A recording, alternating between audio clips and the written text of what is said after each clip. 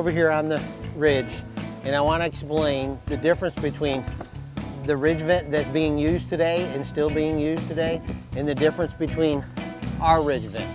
Okay, if you look at this ridge vent, I'm going to stretch it out for you so you can see what's underneath it. If you look here on the side, you can see these. They look like fish scales. This is the only thing that lets the air out of the attic. It has one on this side and one on the other. Now, not only is that the only thing that lets the air out of the attic, this is installed like that on the peak, and it has this nail in it like that. It's an 1¼ inch nail. They nail it in there like that. That's what holds this on there. That nail is in the water trough. As you can see, this ridge vent has a lip on it right here. This is where the water runs. The water runs off the top, runs off this. This nail is what holds it on. So that nail is laying in water every time it rains. Now, another thing I want to tell you about this is aluminum. And because it's aluminum, it will crawl. You take a hot summer day when it's 95 degrees, and we get them afternoon thunder showers here in Florida.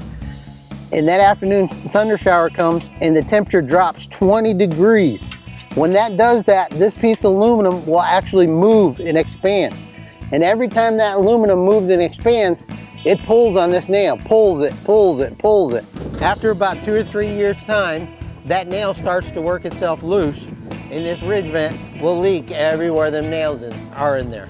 Now, our product, as you can see on the back here, it has these huge baffles here. This is what lets the heat out of that attic. And if you look at our product against theirs, ours is much wider. It's a very wide product, so we get more coverage on the peak of the roof. And not only do we get more coverage, we use a nail that is much longer. This is the nail that holds down your ridge vent, and this is the nail that holds down our ridge vent. And if you look at the nail, it's ring shanked from the bottom of the nail all the way to the top. That goes in that hole, and it goes through the wood at least 1.5 to 2 inches. Where this one here only goes through the wood 1/4 inch. That's what holds on their ridge vent. And this ridge vent here will get a cap over it, which looks a lot nicer than this sticking up on the peak of your roof. Once that's in, the cap covers over the top of it. That way there's no exposed nails. Another cap will go over the back side of it, just like this. And all the nails are covered under that ridge vent.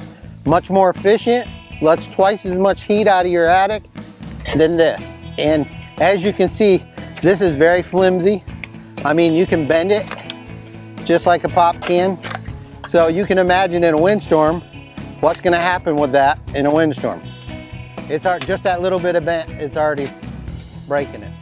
And as you can see, I have a lot better coverage here for no wind to get up under. And as you can see on the small piece, the coverage is not very good. There's only just this little bit right here, and that's the only coverage we have.